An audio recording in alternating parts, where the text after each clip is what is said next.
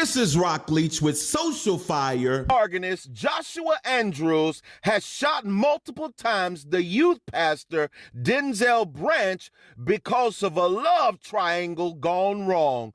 Join me for this video of when the side wants the bride. You don't want to miss this video. Now click that like button and that bell notification so you'll be notified every time we put out a new video while you prepare yourself for this video clip. And I'll come back with some commentary. Let's go.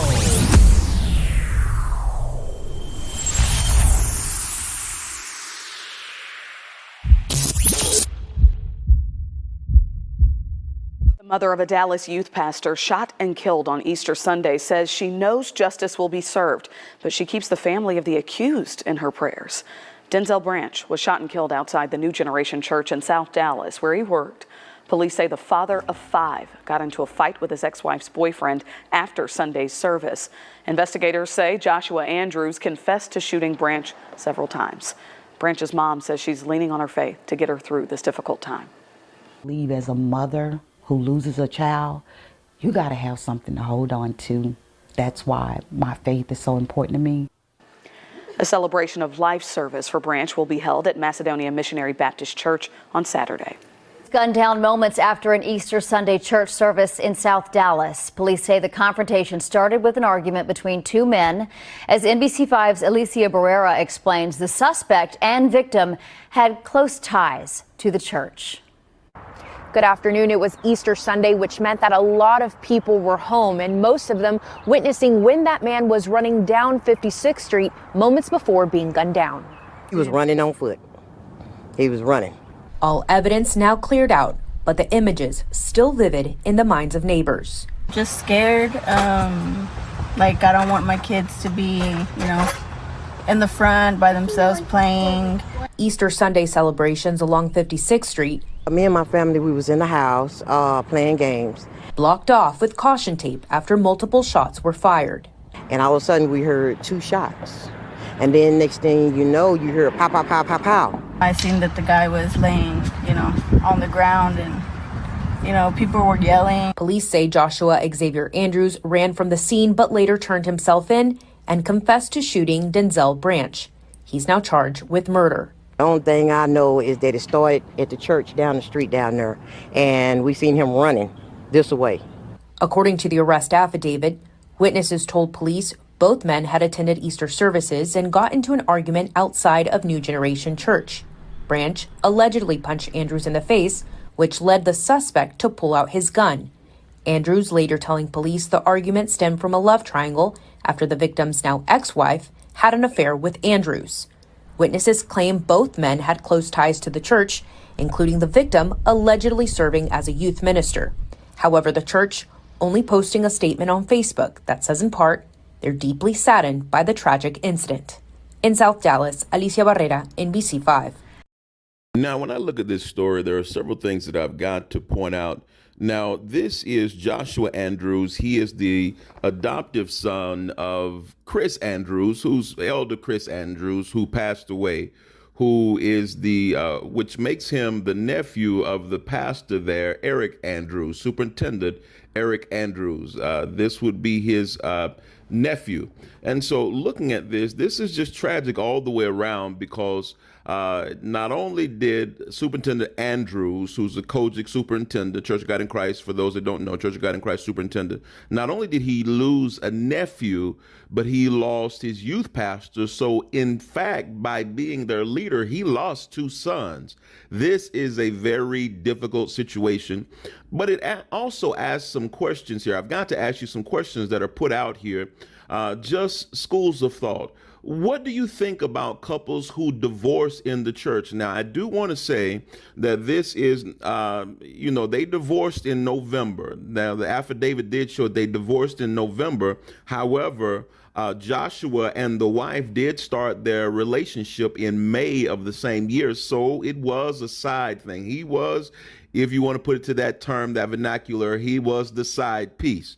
But what happened is that he wanted the bride. And so there were several things that happened on this day, which this was an Easter Sunday, a tragic Easter Sunday, where all of these things happened. But should couples who divorce in the church, should they stay in the church? I want y'all to get in the comments and answer that question for me. Couples who divorce at a church, should they stay there at the church? And not only that, should they be allowed to find love within the membership there at the church? Because I believe that most of us know situations of this nature where someone was divorced in the church, a couple was divorced in the church, and y'all know it can get very petty, especially when one finds love before the other. Then they want to make like their life is so much better, and people are forced to take sides, and it's a level of calamity or uneasiness inside of churches that pastors have to deal with. So I want pastors, church leaders, y'all jump in the comments and let me know, because I just refuse to believe that Superintendent Andrews, who's the pastor here, and I want to make this as a side note, I believe that he used a lot of wisdom by not coming out and having official words under his name. The church responded in this regard, and that is it. And I think that was wisdom, because this was his nephew. He didn't want to look like he was taken aside. It was just wisdom to do it the way they did it. However, do you believe that couples who divorce inside of a church should be able to date and find new love within the church? And I talked to a good friend of mine, because this is a very heavy conversation. I have my own thought about it. I don't believe that it should happen. And I believe that he said that it was a case by case scenario, because some people who divorce, we can't, I don't believe in this regard, which a great point was made by him, that we can paint with a broad brush and just say that all divorced couples are the same. We can't say that. However, heartbreak, pain, all those different things can be the same. However, our responses to them are going to be the same. So we have to look at the level of maturity based on each couple. Now, with that said, I do believe that it's just safe. It is just safe for pastors to paint with a broad brush and say, no, if you want to find love, please, I would prefer that you find it outside of the ministry. But then that's a whole nother conversation there. But I want to know what you think about this, because this is a terrible situation. Now, this guy was the organist. Joshua was the organist, came up in the church and was connected there. And I believe he was faithful there. So was Denzel. Branch, he was faithful there people were pouring out love for both of them. Now, the thing that I will not excuse is that I know that we pour out love for Joshua, because he's a great musician and different things like that. But we cannot excuse that he killed somebody. He is a murderer. He killed somebody, and he's going to go to prison for that. Now, what level of prison or what's going to happen from that is just it's going to determine on what the DA decides to do in this regard. But he confessed to it and all of that. But this is tragic. Why? Because inside of the black church, we have not all black churches, but generally we have youth pastors. Now, that's usually going to be a male position. And inside of these, we have youth pastors, we have young people who are there, and many of them don't have a father at home. So these youth pastors, in a lot of regards, become a surrogate father to these children who don't have a father. So by Joshua killing Denzel, he essentially took a father away from more than his biological children. He took him away from children there at the church who needed him. I think that this was bad all the way around, and this church has suffered a lot. But I want to know, what do you think about how this could have been avoided? Y'all, I don't really want to get on the love triangle, because the ex-wife did post something which she did take down, talking about, now I'll put a clip of it here. You can read through it yourselves, talking about who she is. I want to drop this point down here. Yeah, this is who I am, different things. It was terrible, but little did she know the next day her ex-life would end by her new man. Little did she know. Or did she instigate this whole thing? Because let's be real, we do not know. We don't know what her role in this was. This was just tragic all the way around.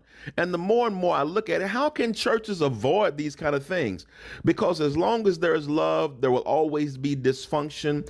And, you know, people divorce for all kind of different reasons. And people, I'm just saying, there's a lot of different things right here. And I'm going to, Social Fire, we're going to follow this case all the way through.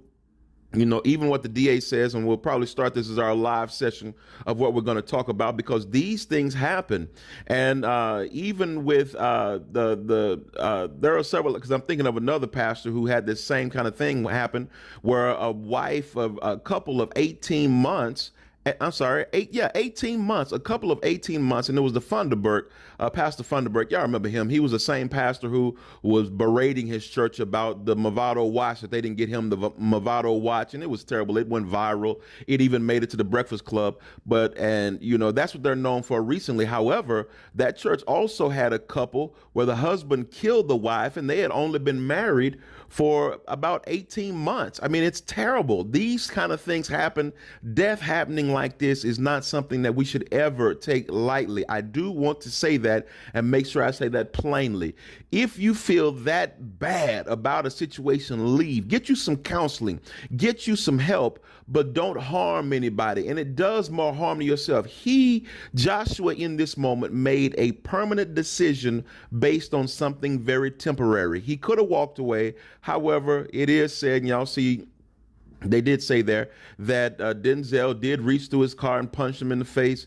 And then Joshua got out with the gun and fired shots and did not stop until Denzel was on the ground, seemingly lifeless. Now, it was said that he died later on at the hospital, but this whole situation is bad. But I want you all to jump down in the comments and let me know what you think about this whole situation. There's a killer on the organ, but let's be real. There could be a killer in the pulpit. There could be a killer in the pews. There could be a killer on the mother's board or in the deacon board. I'm just saying, there could be a killer anywhere. How can we avoid these things? And what could have been done to avoid this situation? Let's have that conversation. Jump down in the comments and let me know what you think about this entire situation.